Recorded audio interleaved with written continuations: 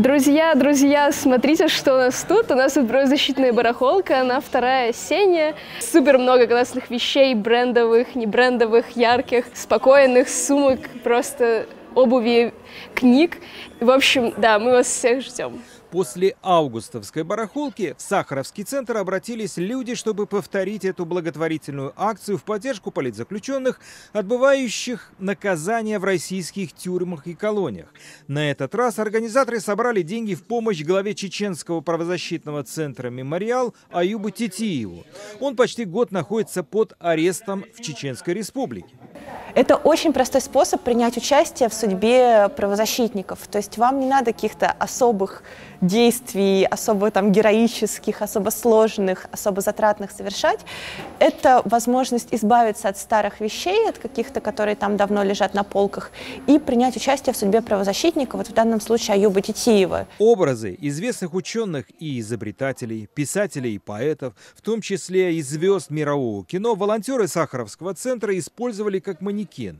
Здесь и Сергей Довлатов, Иосиф Бродский, Марлен Дитрих и даже наш современник Илон Маск.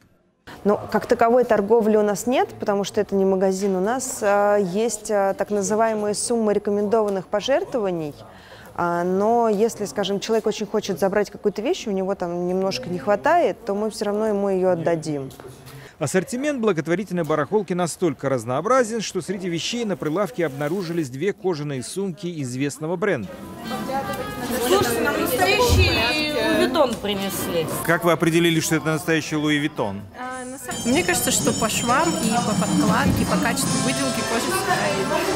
Конечно же, цены на вещи не рыночные, а символические, от 100 до 2000 рублей. Если товар ценный и качественный, или, к примеру, брендовый, речь может идти о нескольких тысячах. Ну, винтаж люблю в принципе, потому что это вещь с историей, потому что это вещь с душой, которую кто-то отдал, потому что ему важна правозащита, ну вот в данном случае на данном мероприятии, потому что ему важен человек, ради которого это мероприятие проводится. Если кто-то из покупателей не нашел для себя подходящего товара, то у него есть возможность просто пожертвовать какую-то сумму на благое дело. В августе этого года гражданские активисты собрали в поддержку политзаключенных чуть больше 130 тысяч рублей.